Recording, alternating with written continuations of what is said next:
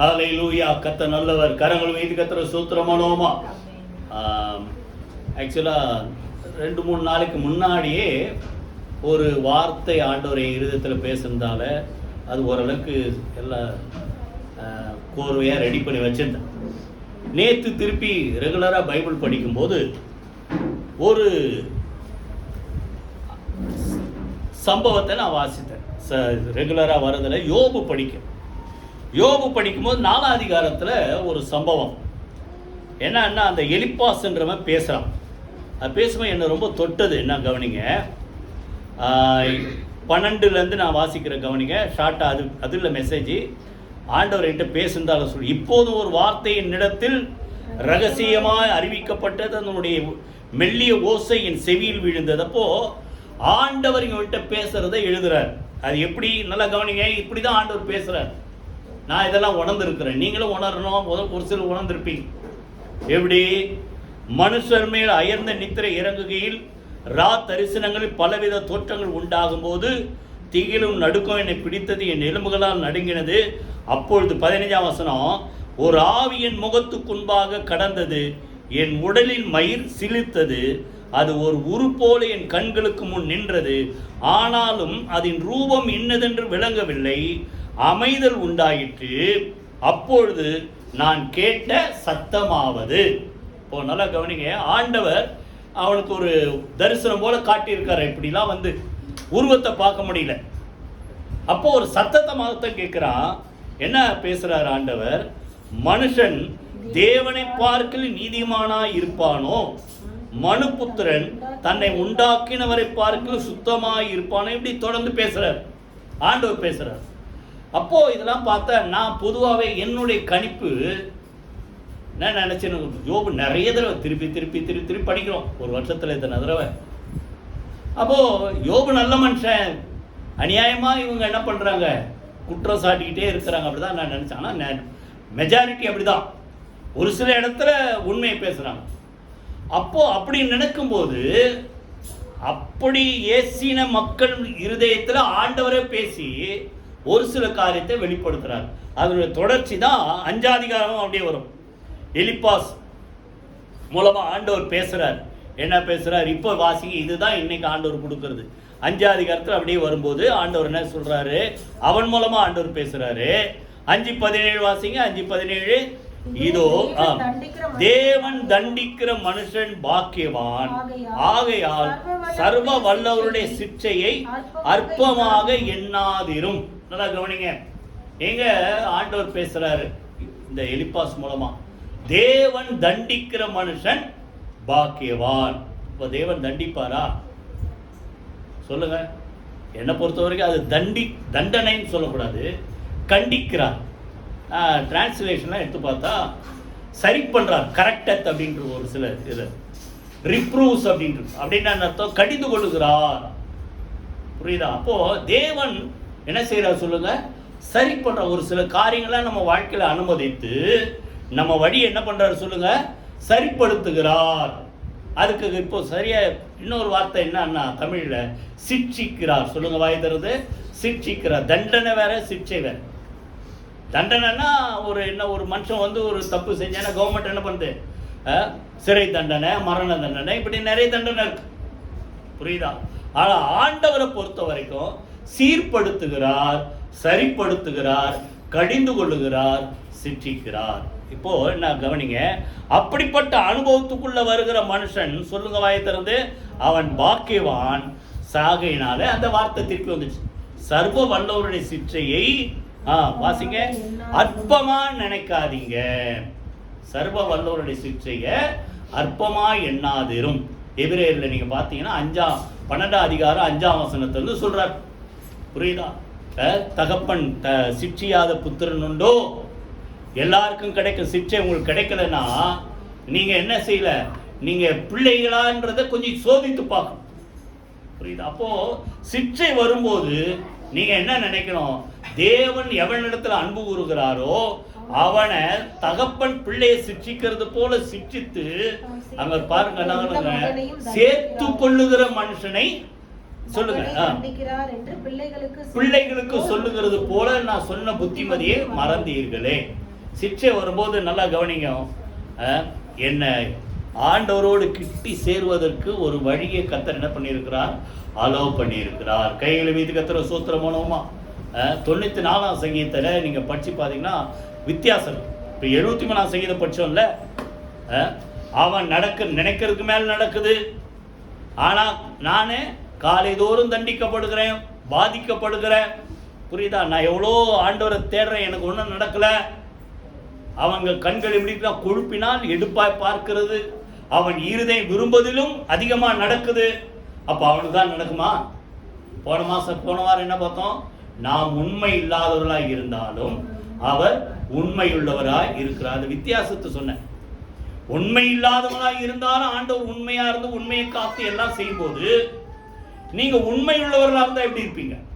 எப்படி ஆண்டவர் செய்வார்? எத்தனை பேர் புரியுத வித்தியாசம்? அப்போ நீங்க உண்மை உள்ளவராக நடந்து பாருங்க, எவ்வளவு நல்லது செய்வார். அப்போ அதே போல அந்த சிக்ஷையை நீங்க சகித்து கொண்டு ஆண்டவர் கிட்ட இன்னும் கிட்டி சேர்ந்து பாருங்க.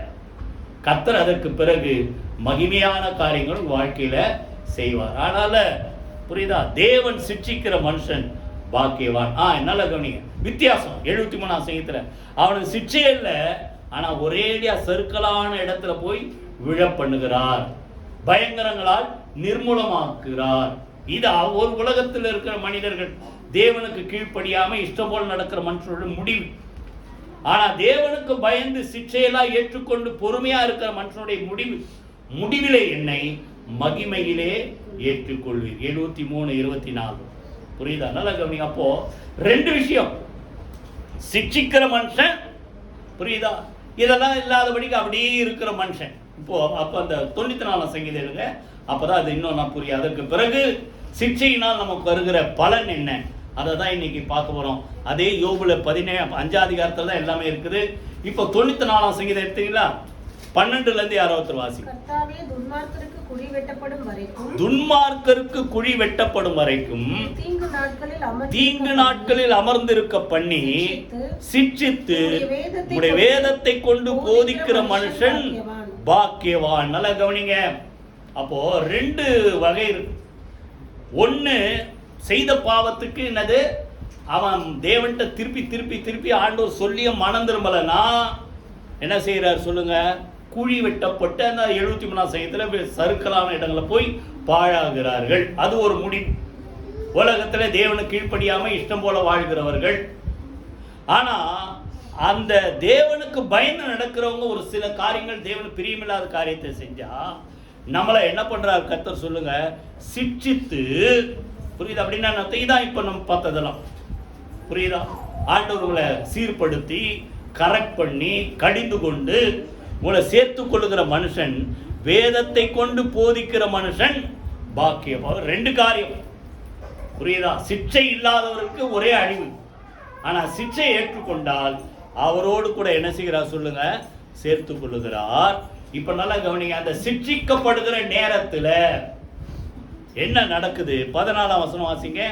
14ஆம் வசனம் 94:14. கர்த்தர் தம்முடைய ஜனத்தை நெகிழ விடாமலும் தம்முடைய சுதந்திரத்தை கைவிடாமலும் இருப்பார். கைகளை வைத்து கர்த்தர் சூத்திரம் பண்ணுவோமா? அப்ப சிக்ஷிக்கப்படுகிற நேரத்துல சோர்ந்து போகாதபடிக்கு கர்த்தர் என்ன செய்கிறார் சொல்லுங்க? நெகிழ விடாமல் பலப்படுத்தி என்ன செய்கிறார் சொல்லுங்க? கைவிடாமல் காக்கிற தேவன். கைகளை வைத்து கர்த்தர் சூத்திரம் பண்ணுவோமா? இப்போ சொல்லுங்க, தேவன் சிக்ஷிக்கிற மனுஷன் வாயை தக்க மாட்டீங்களா? பாக்கியவான். 2-3 பேர் தான் சொல்றீங்க. ஏதா வந்துட போது பயமா? புரியுதா? நல்லா இருந்தா இதெல்லாம் வராது. புரியுதா? தவறி விழும்போது தவறி போகும்போது தான் சிக்ஷை கொடுத்து சீர்படுத்தி அவர்கிட்ட சேர்த்து கொள்ளுகிறார். சரியா? அப்போ சிக்ஷிக்கிற மனுஷன் பாக்கியவான். இப்ப திருப்பி அந்த அதிகாரத்துக்கு வாங்க. யோபு 5ஆம் அதிகாரம், அதுல ஒரு கார்டு வச்சிங்க. அதான் இன்னைக்கு அந்த சிக்ஷை நேரத்தில் நமக்கு என்ன நடக்குது அதான் இன்னைக்கு பார்க்க போறோம். 5 காரியங்கள் ரொம்ப சுருக்கமா. 18ஆம் வசனம் வாசி. அவர் காயப்படுத்தி காயம் கட்டுகிறார், அவர் அடிக்கிறார், அவருடைய கை என்ன செய்து சொல்லுங்க? ஆற்றுகிறது. காயப்படுத்தி காயத்தை கட்டுறார். அதுக்கு ஆண்டவரா காயப்படுத்துறாரு. புரியுதா? நம்ம அப்படி இஷ்டம் போல நடந்தா காயங்கள் வரும். புரியுதா? காயங்கள் என்ன செய்யும்? வரும். அந்த அருமையான யாரு, ஒரு வழிப்போக்கன். எருசலேம் விட்டு எங்க போறாரு அவரு, எரிகோவுக்கு போகும்போது போற வழியில கள்ளர் கையில் அகப்பட்டான். அவர்கள் என்ன செய்தாங்க, எல்லாத்தையும் முடிங்கிட்டு என்ன பண்ணாங்க, அவனை காயப்படுத்தி குற்றுயிரா அந்த வழியில போட்டு போயிட்டாங்க. அப்போ உலகம் உங்களை காயப்படுத்தும், ஆனா ஆண்டவர் என்ன செய்யறார் சொல்லுங்க, காயப்படுத்துகிற தேவன் அல்ல, காயங்களை கட்டுகிறார். கைகள் வைத்து கத்துற சூத்திரமான காயம் கட்டுகிறார். ரெண்டாவது, அவர் அடிக்கிறார், அவருடைய கை ஆட்டுகிறார். அடிக்கிறார்னு புரியுதா, திருப்பி அந்த ஏதாவது தப்பா நினைக்காதீங்க, சிக்ஷிக்கிறார். அந்த சிக்ஷை ஒரு சில நேரத்தில் வரும்போது, நீங்க சோர்ந்து போகும்போது அவருடைய கையே என்ன செய்யறா சொல்லுங்க, அணைக்கு. உலகத்துல நல்லா எல்லாரும் சொல்லுவாங்க, என்ன கையை அணைக்கும், அடிக்கிற கை தான். சொல்ல மாட்டீங்களா, இது கூட தெரியாது, அடிக்கிற கை தான் அணைக்கும். அப்போ அவர் காயப்படுத்தினாலும் காயத்தை கட்டுகிறார், அடித்தாலும் சொல்லுங்க அவர் அணைக்கிறார். கைகளை மீது கத்துற சூத்திரமா, புரியுதா? ஆண்டவர் காயத்தை கட்டுகிற தேவன். ஒரு சில வசனம் வாசிங்க. ஓசியால 6:1 ஓசியா 6:1 வாசிங்க. கர்த்தரிடத்தில் திரும்பவும் வாருங்கள், நம்மை பீறினார், அவரே நம்மை குணமாக்குவார், அவரே நம்முடைய காயங்களை கட்டுவார். நல்லா கவனிங்க. ஏன் இதெல்லாம் வருது சொல்லுங்க. கர்த்தரிடத்தில் திரும்புவோம்னு அர்த்தம். அப்போ கர்த்தரை விட்டு இவங்க தூரமா போனதால இதெல்லாம் கொடுத்து சேர்த்துக்கிட்டார். எத்தனை பேர் புரியுது? கர்த்தரிடத்தில் இப்ப என்ன செய்வோம், திரும்புவோம். ஏன்? அவர் நம்மளை சீர்படுத்துறார், அடித்தார், அணைத்தார், காயப்படுத்தினார், காயம் கட்டுகிறார். இப்ப அதிலே ஓசியா இன்னொரு வசனம் 14:4 வாசிங்க. 14:4 நான் அவர்கள் சீர்கேட்டை குணமாக்குவேன், அவர்களை மனப்பூர்வமாய் சிநேகிப்பேன், என் கோபம் அவர்களை விட்டு நீங்கிட்டு. கைகளை வைத்து கத்துற சூத்திரமா. அப்போ எதனால தானே வருது, சீர்கேடான வாழ்க்கை. எத்தனை பேர் புரியுதா? ஆண்டவர் பிரியமில்லாத வாழ்க்கை வந்தா இதெல்லாம் வரும். இப்போ அப்படி நம்மளை சிக்ஷித்து காய கட்டி அணைத்து நம்மளை என்ன செய்யற சொல்லுங்க, சீர்கேட்டை குணமாக்குறான்னு அர்த்தம். உள்ள இருக்கிற தேவனுக்கு பிரியமில்லாத காரியத்தெல்லாம் இதன் மூலமா என்ன செய்யறாரு, எடுத்து போடுகிறார். சிக்ஷை வரும்போதான் உட்கார்ந்து யோசிப்பான், நல்லா தானே போயிட்டு இருந்தது, இப்ப ஏன் திடீர்னு இப்படி வந்தது? யாரா யோசிக்கிறீங்களா இல்லையா? இல்ல, அதே இருக்கும். அப்படி இருக்கக்கூடாது. ஒரு சில காரியங்கள் உங்களுக்கு பிரியமில்லாத, புரியுதா, தீமையான காரியங்கள் வரும்போது உட்கார்ந்து யோசிக்கணும். இது ஏன் வந்தது, யாரால வந்தது யோசித்து நம்மளை என்ன செய்யணும், ஆண்டவர் ஒப்பு கொடுத்து சீர்படுத்திங்கன்னு திரும்பணும் அவர்கிட்ட. நாம் என்ன செய்வோம், திரும்புவோம். சீர்கட்டை என்ன செய்யறா சொல்லுங்க, குணமாக. ஒரு நல்ல கவனிங்க. இப்போ தேவனை விட்டு வழி தப்பி போகும்போது இதெல்லாம் அனுபவித்து என்ன செய்யறார், அனுமதித்து சிக்ஷித்து சேர்த்து கொடுக்கிறார். அதே போல உலகம் உங்களை ஒரு சில நேரத்தில் காயப்படுத்தும். அதான் நான் ஏற்கனவே சொன்னேன், லூக்கால வழி அந்த கல்லர்க்க என்ன செய்யறாங்க, அவனை காயப்படுத்தினார்கள். புரியுதா? காயப்படுத்துற கூட்டம் ஒண்ணு இருக்குது, ஆனா வேடிக்கை பார்க்குற கூட்டம் 2. அப்படித்தானே? முதல்ல லேவியன் தான் பார்த்தா நமக்கு ஏண்டா வம்பு, போயிட்டான். அடுத்தது ஆசாரியன் வந்தான், பார்த்தா அவனும் போயிட்டான்.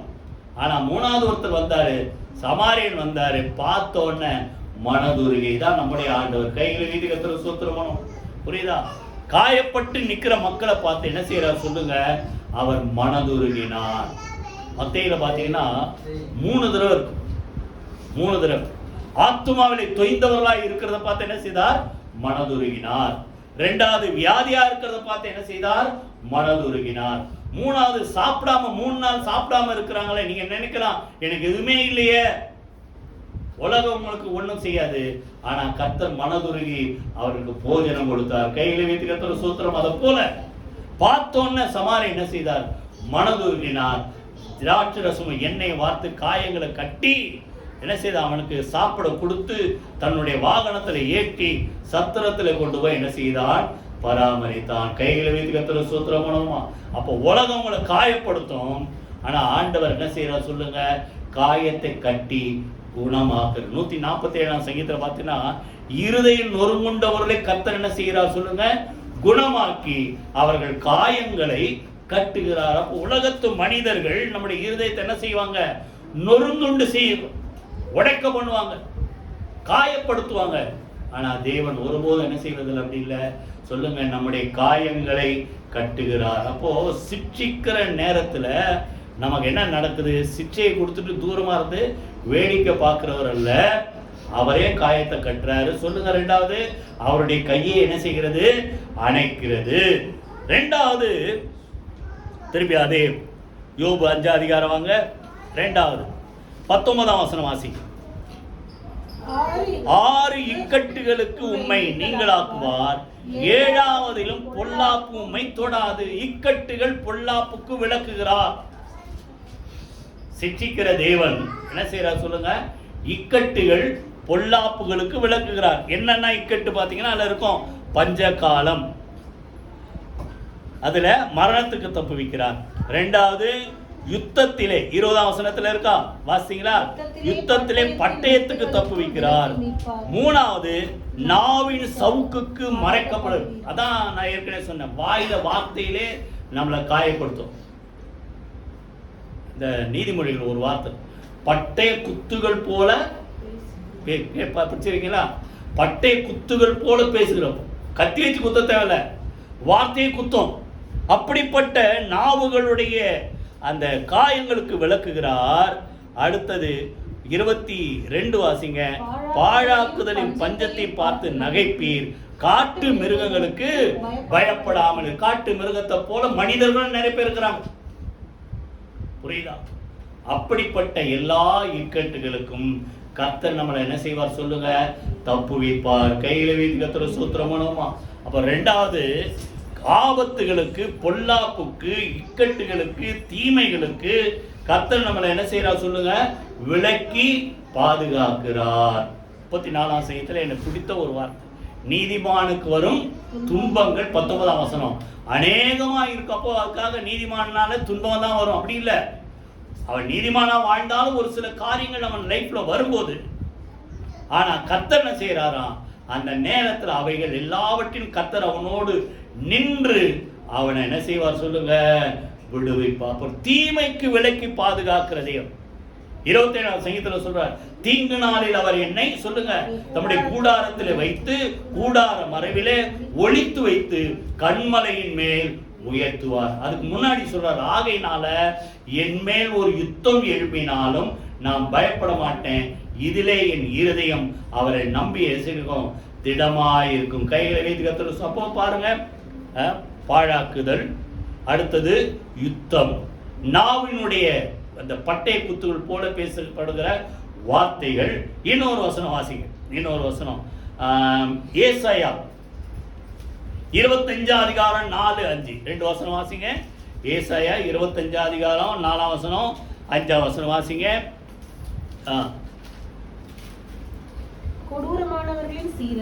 கொடூரமானவர்களின் சீரல் மதிலை மோதி அடிக்கிற பெருவெள்ளத்தை போல இருக்குது. இப்பதான் நம்ம மேல ஆக்ரோஷமா ஒரு சில மனிதர்கள் எழும்பலாம்.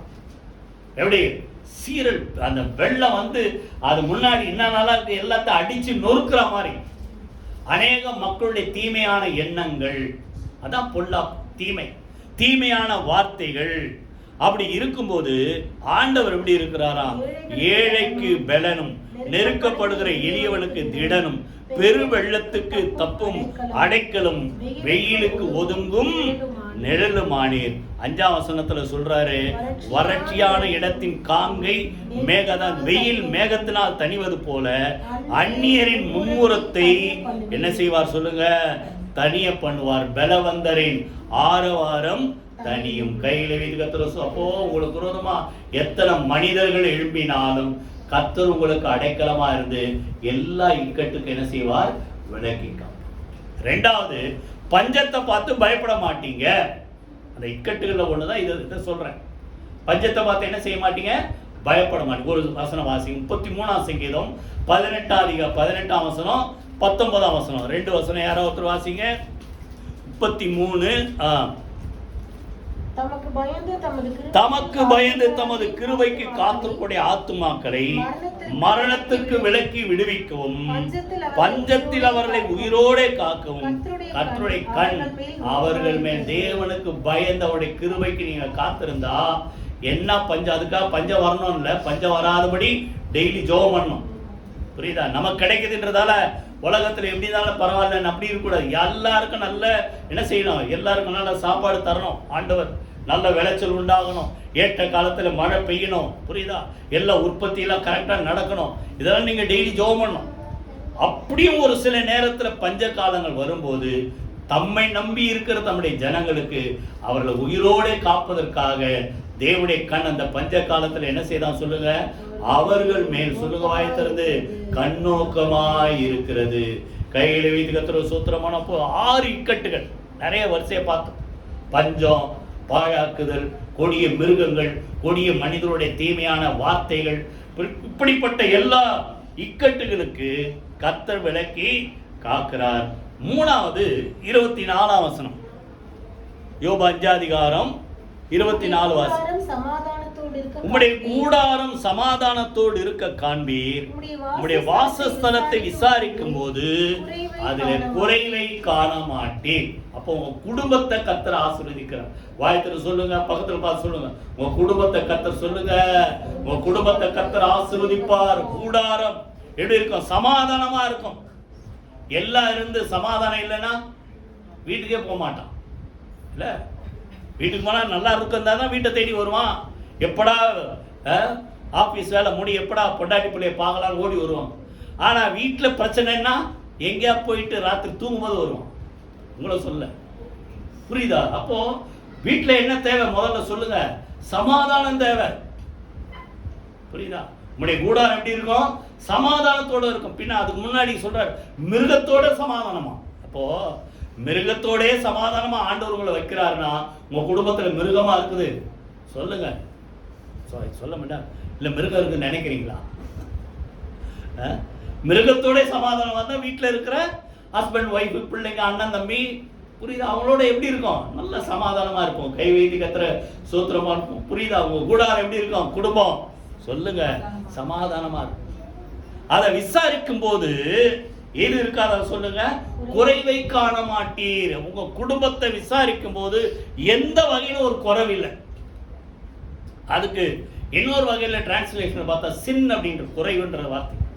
அப்போ பாவம் இல்லாத ஒரு குடும்பம் ஆசீர்வதிக்கப்படும். கைகளை வைத்து கத்துற சூத்திரம் பண்ணுமா? அது மாத்திரமல்ல, நீங்க விசாரிக்கும் போது 144 எனக்கு ரொம்ப பிடித்த சங்கீதம். உன் களஞ்சியங்கள் எப்படி இருக்குமா? நிரம்பி இருக்கும். வாசிங்க யாராவது இந்த வார்த்தை 144 பின்னால கடைசியில 14 எங்கள் எருதுகள் பலத்தவைகளாய் 13 எங்கள் களஞ்சியங்கள் சகலவித வஸ்துக்களை கொடுக்கத்தக்கதாய் நிரம்பி இருக்குமா? வாயத்தர சொல்லுங்க. அப்போ உங்க குடும்பத்துல எந்த குறைவு இல்லாதபடிக்கு எல்லாம் இருக்கத்தக்கதாக வாயை திறக்க மாட்டீங்களா? எப்படி இருக்குமா சொல்லுங்க, நிரம்பி இருக்கும். இப்ப இன்னைக்கு என்ன தேதி? 8ஆம் தேதி பரவாயில்ல, நிரம்பி இருக்கும். 18ஆம் தேதிக்கு அப்புறம் இல்ல 20, 25 தேதிக்கு அப்புறம் நல்லா கவனிங்க. ஆண்டவரை நம்புறவங்களுக்கு 31ஆம் தேதியும் 1ஆம் தேதி தான், 28ஆம் தேதியும் 1ஆம் தேதி தான். ஏன் தெரியுமா? வருஷத்தில் துவக்கம் முதல் முடிவு வரைக்கும் கர்த்தருடைய கண்கள் அப்படின்னு அர்த்தம். 1ஆம் தேதியிலிருந்து கடைசி நாள் வரைக்கும் உங்களை போஷிக்கும்படி, உங்களுக்கு வாழ்க்கையில குறைவில்லாமல் நடத்தும்படி அவருடைய கண்கள் உங்கள் மேல் சொல்லுங்க கண்ணோக்கமாய் இருக்கும். குறைவில்லாதபடி உங்க குடும்பத்தை கர்த்தர் ஆசீர்வதிப்பார். கையில் வைத்து கர்த்தர் சூத்திரம் பண்ணுவோமா? அந்த கூடாரம் எப்படி இருக்கும்? சமாதானமா. 2 வசனத்தை வாசித்துட்டு பின்னால போவோம்.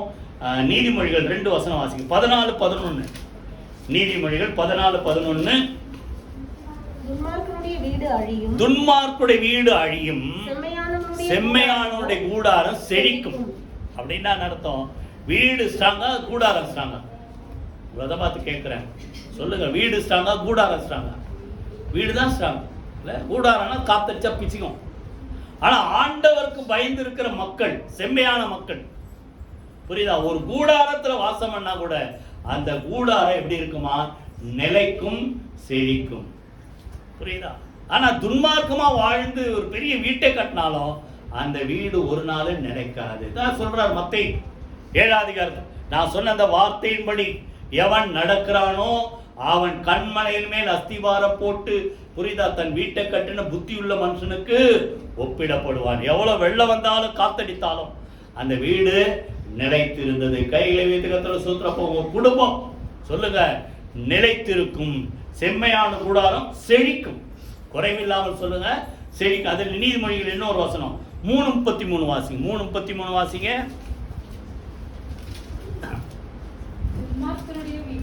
துன்மார்க்குடைய வீட்டில் கர்த்தரின் சாபம் இருக்கிறது, நீதிமானுடைய வாசஸ்தலத்தையோ அவர் ஆசீர்வதிக்கிறார். கைகளை வைத்து கர்த்தரை ஸ்தோத்திரம் பண்ணுவோமா? புரியுதா? என்னன்னா சேர்த்து வச்சிருந்தாலும் சமீபத்தில் பார்த்தோம், யாரோ ஒரு சின்ன சாதாரண ஒரு வேலை செய்கிறோம், அவன் வீட்டில் பார்த்தா மிஷின் வச்சு எழுறாங்க. ரூபா நோட்டு 500 நோட்டை மிஷின் வச்சு எழுறான். அடுக்கி வச்சிருக்கான். நியூஸ் எவ்வளோ சேர்த்து வச்சிருக்கான். அப்போ என்னதான் அவன் அநியாயம் பண்ணி சேர்த்து வச்சாலும் புரியுதா, அவன் என்ன இருக்குது? எதை சேர்த்து வைக்கிறான்? ஆசீர்வாதத்தை சேர்த்து வைக்கல. எதை சேர்த்து வைக்கிறான்? சாபத்தை சேர்த்து வைக்கிறான். புரியுதா? ஆனா நீதிமான்களுடைய வாசஸ்தலத்தை சொல்லுங்க அவன் ஆசீர்வதிக்கிறான். புரியுதா? கர்த்தருடைய ஆசீர்வாதமே சொல்லுங்க ஐஸ்வர்யத்தை தரும். அவர் அதோட என்ன செய்ய மாட்டாரா? வேதனை கூட்ட மாட்டார். போ நீங்க கொஞ்சம் சம்பாதிச்சாலும் அந்த வருமானத்தை கர்த்தர் ஆசீர்வதிப்பார். வேதனை இல்லாத ஒரு ஆசீர்வாதத்தை நீங்க என்ன செய்வீங்க? அனுபவிப்பீங்க. அப்போ உங்க கூடாரத்தை, உங்க குடும்பத்தை கர்த்தர் ஆசீர்வதிக்கிறார். 4வது எதை ஆசீர்வதிக்கிறார்? 25 வசனம் வாசிங்க. 5ஆம் அதிகாரம் 5:25. யோபு 5:25. உம்முடைய சந்தானம் பெருகி பூமியின் பூண்டுகளைப் போல் இருப்பார்கள். உம்முடைய சந்ததியார் பூமியின் பூண்டுகளைப் போல் இருப்பார்கள் என்பதை அறிந்து கொள்வீர். நல்லா கவனிங்க. சந்தானம் பெருகி. அப்போ நல்லா கவனிங்க. சந்ததி வாய்த்தர சொல்லுங்க. சந்ததியை கர்த்தர் என்ன செய்வார் சொல்லுங்க? பெருக செய்வார். சந்ததியை கர்த்தர் என்ன செய்வார்? ஆசீர்வாதம். நீங்க உண்மையா நடந்தா நீங்க ஆசீர்வாதமா இருப்பீங்க. ஆபிரகாம் கொடுக்கப்பட்ட ஆசீர்வாதமே அதான். புரியுதா? நான் உன்னை ஆசீர்வதிப்பேன், உன் பேரை பெருமைப்படுத்துவேன். புரியுதா? உன்னை பெருக செய்வேன். உன் சந்ததியார் பூமியின் ஜனங்களை, ஜாதிகளை என்ன செய்வார்கள்? சுதந்தரித்துக் கொள்வார்கள். நீ அநேக மக்களுக்கு எப்படி இருப்ப? ஆசீர்வாதமா இருப்ப. கைகளை வைத்து கர்த்தரை ஸ்தோத்திரம் பண்ணுவோமா? அப்ப நீங்க ஆண்டவருக்கு பயந்து நடந்தா நீங்க ஆசீர்வதிக்கப்படுவது மாத்திரமல்ல, உங்க சந்ததியை கர்த்தர் என்ன செய்வார் சொல்லுங்க? ஆசீர்வதி. யாத்ராமத்துல அந்த 34 அதிகாரம் நினைக்கிறேன், அதுல ஒரு வார்த்தை இருக்கும். ஒருவன் நிலத்தில் அன்பு கூர்ந்து என் கற்பனைகளில் நடந்தால் 1000 தலைமுறைகளுக்கு அவனுக்கு என்ன செய்வாராம்? தேவன் இரக்கத்தையும் உடன்படிக்கையும் காக்கிற. போன வாரம் பார்த்தேன்னு நினைக்கிறேன் அந்த வார்த்தை. உண்மையுள்ள தேவன். கைகளை வைத்து கர்த்தரை ஸ்தோத்திரம் பண்ணுவோமா? அப்ப நம்ம ஆண்டவருக்கு பயந்து நடந்தா நம்மளாம் ஆசீர்வதிக்கப்படுவோம். சொல்லுங்க வாயை திறந்து. நம்ம சந்ததி, வாயை திறக்க மாட்டேங்கிற நம்முடைய சந்ததி ஆசீர்வதிக்கும். தாவீது 37ஆம் சங்கீதத்துல சொல்றாரு, நான் இளைஞனா இருந்தேன். 25ஆம் வசனம் சொல்லுங்க. நான் இளைஞனா இருந்தேன், இப்போ நல்ல முதிர் வயசுல வந்திருக்கிறேன்.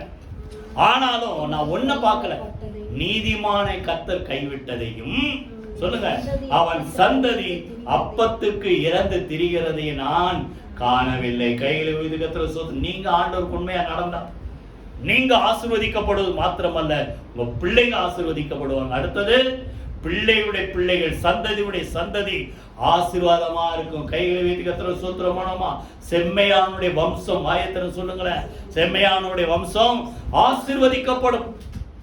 புரியுதா? அப்ப நீங்க சிக்ஷையை ஏற்றுக்கொண்டு ஆண்டவரே கிட்டி என்னை சேர்த்துக் கொள்ளுங்கன்ட்டு அவரை அண்டி வந்தா நீங்களும் ஆசீர்வதிக்கப்படுவீங்க. உங்க சந்ததியை கர்த்தர் என்ன செய்வார் சொல்லுங்க? உங்க சந்ததி இப்படி இருக்குமா? 2-3 வசனத்தை வாசித்து அடுத்தது போயிடுவோம். ஏசாயா எடுத்துங்க எல்லாரும். ஏசாயா 44 அதிகாரம் 3ஆம் வசனம் வாசிங்க. ஏசாயா 44:3. தாகமுள்ளவன் மேல் தண்ணீரையும் வறண்ட நிலத்தின் மேல் ஆறுகளை ஊற்றுவேன். உன் சந்ததியின் மேல் என் ஆவியையும் சந்தானத்தின் மேல் என் ஆசீர்வாதத்தை. நல்ல கவனிங்க. ஆவியும் ஊற்றுவார். வாயத்தை சொல்லுங்க. உங்க மேல மாத்திரம் இல்ல, உங்க சந்ததி மேல, சந்ததியுடைய சந்ததி மேல, பிள்ளைங்க மேல, பிள்ளைகளுடைய பிள்ளைகள் மேல எதை ஊத்துறாரா சொல்லுங்க? ஆவியையும் ஊற்றுகிறார். 2வது சொல்லுங்க, ஆசீர்வாதத்தையும் ஊற்றுகிறார். கையை வைத்து கர்த்தரை ஸ்தோத்திரம் பண்ணும். 1 நம்ம என்ன செய்யணும்? சிக்ஷை ஏற்று. அதை மறந்துடாதீங்க. அதான் மெயின். சிற்றையை ஏற்றுக்கொண்டு அவர்கிட்ட கிட்ட வந்துட்டா இதெல்லாம் நடக்கும். சந்ததி இன்னொரு 2 வசனம் வாசிங்க. 48 அதிகாரம் எதை ஏசாயால 48:19 வாசிங்க. 48:19 உன் சந்ததி மணலத்தனையாயும் உன் கர்ப்ப பிறப்பு அதன் அணுக்களத்தனையாயும் இருக்கும். அதன் பெயர் நம்மை விட்டு அற்றுப்போகாமல் அழிக்கப்படாது. இந்த அர்த்தத்தை நல்லா நிதானமா படிச்சாத புரியும். இந்த சந்ததியினுடைய பெயர் அற்று போகாமல் நிலைத்திருக்கும், அழிக்கப்படாமல் நிலைத்திருக்குன்னு என்ன சொல்லுங்க. அப்போ நிறைய பேர் உலகத்துல சொல்லுவாங்க, என் பேர் சொல்ல ஒரு பிள்ளை வேணும். புரியுதா? அப்போ உங்க மூலமா உங்க சந்ததி என்ன செய்வார் சொல்லுங்க? நிலைத்திருக்க செய்வார். அழிக்கப்படாது உங்க சந்ததி, நிலைத்திருக்கும். எப்படி இருக்குமா சொல்லுங்க? மணலத்தனையா அணுக்களத்தனையா கர்த்தர் சந்ததியை பெருக செய்வார். கைகளை வைத்து கர்த்தர் சூத்திரம் பண்ணுங்க. புரியுதா? அடுத்தது இன்னொரு வசனம் வாசிங்க. 61 அதிகாரம் ஏசாயா 61:9 61:9 வாசிங்க. நம்ம சந்ததி நல்லா கவனிங்க. தேவ ஜனத்தினுடைய சந்ததி எப்படி இருக்குமா?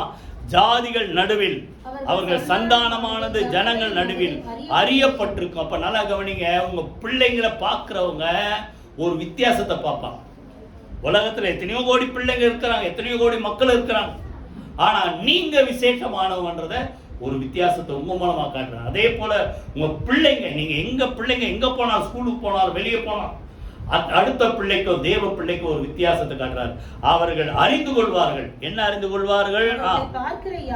அவங்கள உங்க பிள்ளைங்களை சந்ததியை பார்க்கிற மக்கள் அவர்கள் கர்த்தரால் ஆசீர்வாதம் பெற்ற சந்ததி என்று அறிந்து கொள்வார்கள். கைகளை மீதி கர்த்தர் சூத்திரம். உங்க பிள்ளைங்களை பார்த்தோம்னா நெத்திலே எழுதியிருக்கோம் இல்லையே? பேரு கூட என்னது ரிஜிஸ்டரா தான் இருக்கும். இந்த என் பையன் பேரு, இந்த பொண்ணு பேரு இது இருக்கு. அப்ப பார்க்கும்போதே அவர்கள் அறிந்து கொள்வார்கள்னா ஒரு வித்தியாசத்தை கர்த்தர் காட்டுறார். பார்க்கும்போது இவர்கள் தேவனால் சொல்லுங்க, வாய்தர் அறிக்கை செய்யுங்களேன், தேவனால் ஆசீர்வாதம் பெற்ற சந்ததி என்று உலகத்து மக்கள் சொல்லுங்க அறிந்து கொள்வார்கள்.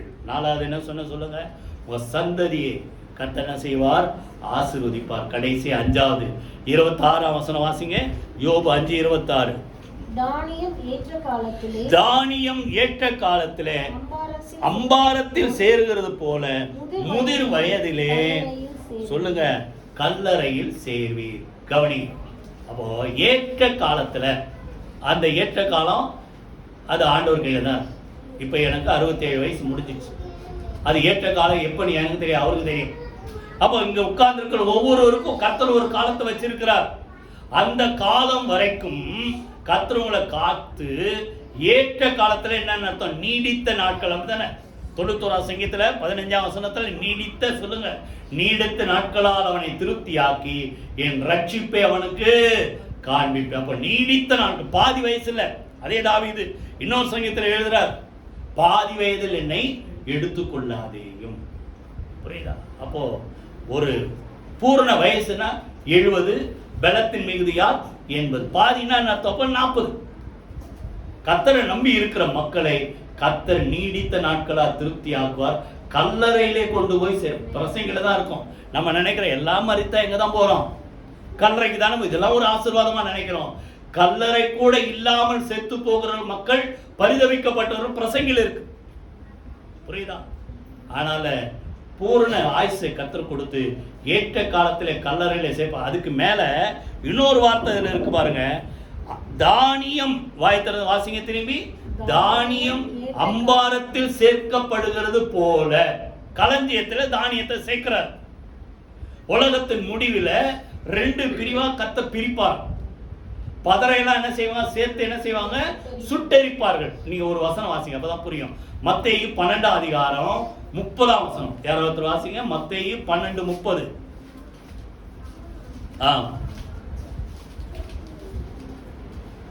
மத்தேயு 12 எனக்கு விரோதியா இருக்கிறான். 12:30. ஒரு நிமிஷம் என்னுடைய சேர்க்காதவன் சிதறடிக்கிறான். ஒரே ஒரு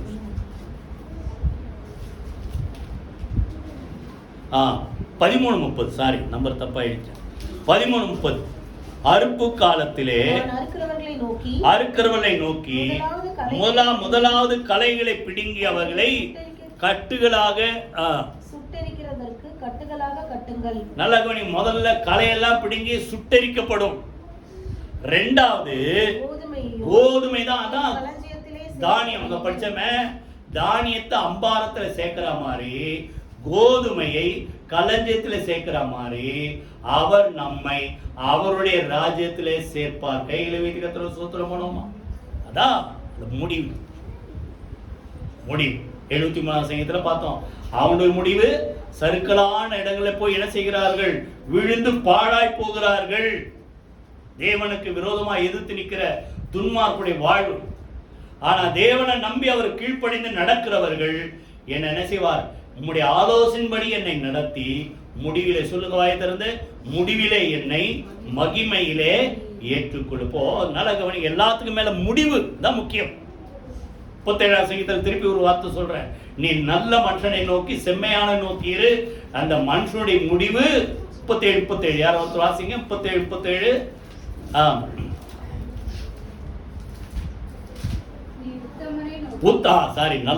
உத்தமனை நோக்கி செம்மையானவனை நோக்கி இரு, அந்த மனுஷனுடைய முடிவு சமாதானம். ஆனா நம்ம கண் யார்தான் பார்க்குது? கோடி கோடியா சேர்த்து வைக்கிறான். அவன்னா உபவாசமா இருக்கிறான், அவனா சர்ச்சுக்கா போறான், புரியுதா? அதை தான் பார்க்குது. அவனுடைய முடிவு அப்படி. நீ யாருடைய முடிவை பாரு? உத்தமனை நோக்கி, சொல்லுங்க, செம்மையானவனை நோக்கி இரு, அந்த மனுஷனுடைய முடிவு சொல்லுங்க சமாதானம். கைகளை வைத்து சமாதானத்தோட களஞ்சியத்துல கோதுமையை சேர்க்கிற மாதிரி அவருடைய ராஜ்யத்துல கர்த்தர் நம்ம என்ன செய்வார்? சொல்லுங்க, கொண்டு போய் சேர்ப்பார். அதனால்தான் பவுல் முடிக்கும் போது 2 தீமோத்தேயு 4 அதிகாரத்துல சொல்றார், நல்ல போராட்டத்தை போராடினேன், விசுவாசத்தை ஓட்டத்தை முடித்தேன், விசுவாசத்தை காத்துக்கொண்டேன், இனி முதல் சொல்லுங்க நீதியின் கிரீடம் எனக்காக வைக்கப்பட்டிருக்கிற, எனக்கு மாத்திரமல்ல அவருடைய பிரசன்னத்தை விரும்புகிற யாவருக்கு நீதியுள்ள நியாயாதிபதி அந்நாளிலே அவர்களுக்கு தருவார். கையில வைக்கத்துல சூத்திரம் பண்ணுவோமா? அப்ப பவுலுக்கு ஒரு நம்பிக்கை இருக்குது. எவ்வளோ பாடுகள் அவனுடைய அந்த பாடு பார்த்தீங்கன்னா அந்த 2 கொரிந்தியர் இதில் இருக்கும். 11 அதிகாரம் 12 அதிகாரம்லாம் நீங்கள் படிச்சீங்கன்னா அவனுடைய பாடுகள் வரிசையா புரியுது. இவ்வளோ பாடுகள் பட்டாரு. ஆனால் முடிவில் அவர் சொல்றாரு, எல்லாவற்றையும் முடித்த விசுவாசத்தை காத்து கொண்டேன், அவர் என்ன செய்வார்? அவருடைய ராஜ்யத்தில் சேர்ப்பார். எனக்காக என்ன வெயிட் பண்ணுது? நீதியின் கிரீடம் எனக்காக காத்திருக்கிறது. இதைதான் சொல்றாரு இங்க. முடிவிலே அவனுடைய முடிவில் என்ன செய்வாராம்? களஞ்சியத்துல கொண்டு போய் சேர்ப்பார். எல்லாரும் எழுந்து கற்ற சூத்திரமனோமா, தேவன் சிக்ஷிக்கிற மனுஷன் பாக்கியவான். சிக்ஷையை அற்பமா நினைக்காதீங்க. 5 காரியம் சிக்ஷிக்கப்படுகிற நேரத்துல தேவன் நமக்கு செய்கிறார். எல்லாரும் எழுந்து கத்திர துதிப்போம், கத்திர சூத்திரமனோமா. அவருடைய கையே அடித்தாலும் அவருடைய கையே அணைக்கிறது. காயம் கட்டினாலும் காயப்படுத்தினாலும் காயங்களை கட்டுகிறார்.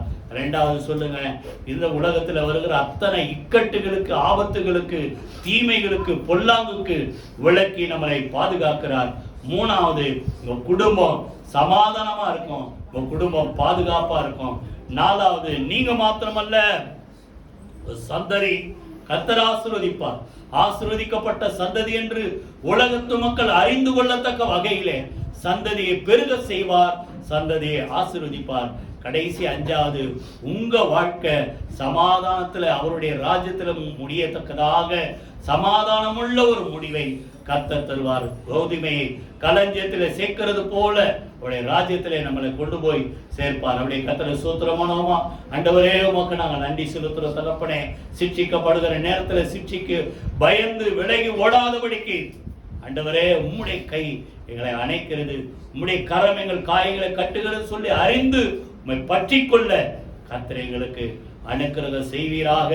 ஆண்டவரே, எல்லா இக்கட்டுகளுக்கு விலக்கி எங்களை பாதுகாக்கிற கர்த்தர் கூட இருந்து எல்லா தீமைக்கு விலக்கி பாதுகாப்பதற்காக நன்றி செலுத்துறோம். குடும்பத்திலே ஆசீர்வாதத்தையும் நன்மைகளையும் குறைவில்லாத சமாதானத்தையும் கர்த்தர் தருவதற்காக நன்றி செலுத்துறோம். நாங்கள் மாத்திரமா எங்கள் சந்ததியை பெருக செய்கிற கர்த்தர், சந்ததியை ஆசீர்வதிக்கிற கர்த்தர், இந்த சந்ததி மேல ஆவியையும் ஆசீர்வாதத்தையும் ஊற்றி ஆண்டவரே கர்த்தா விசேஷப்படுத்துகிற கர்த்தர் கூட இருப்பதற்காக நன்றி செலுத்துறோம். எல்லாத்துக்கும் மேல எங்க முடிவு சமாதானமா இருப்பதற்காக நன்றி செலுத்துறோம். அற்பமா துவக்கம் அற்பமாயிருந்தாலும் முடிவு சம்பூர்ணமாய் இருக்கத்தக்கதாக களஞ்சியத்திலே ஆண்டவரே கோதுமை மணிகளை சேர்க்கிறது போல உங்க ராஜ்யத்திலே கர்த்தர் எங்களை கடைசி நாளில் சேர்த்துக் கொள்வீர். அந்த நம்பிக்கைக்காக உம்மை துதிக்கிறோம், சோத்திரிக்கிறோம். இன்னும் அதிகமாக பற்றி கொள்ள கிருபைத்தார். உடைய நாம மகிமைப்படுவதாக. இயேசு கிறிஸ்துவின் ஜீவனுள்ள ஜெயமுள்ள நாமத்தில் ஜெபிக்கிறோம் நல்ல பிதாவே. ஆமென், ஆமென். நம்முடைய கர்த்தராகிய இயேசு கிறிஸ்துவின் கிருபை, பிதாவாகிய தேவனுடைய அன்பும் பரிசுத்த ஆவியானவருடைய அந்யோன்ய ஐக்கியம் நம் அனைவரோடு சகல பரிசுத்த அனைவரோடும் ஆண்டவராகிய இயேசு கிறிஸ்து வருகமத்தில் இருப்பதாக. ஆமென். என் ஆத்துமாவே கர்த்தரை ஸ்தோத்திரி, என் முழுமே என்னுடைய பரிசுத்த நாமத்தை ஸ்தோத்திரி. என் ஆத்துமாவே கர்த்தரை ஸ்தோத்திரி, அவர் செய்த சகல உபகாரங்களை மறவாதே. ஆமென், ஆமென், ஆமென். God bless you.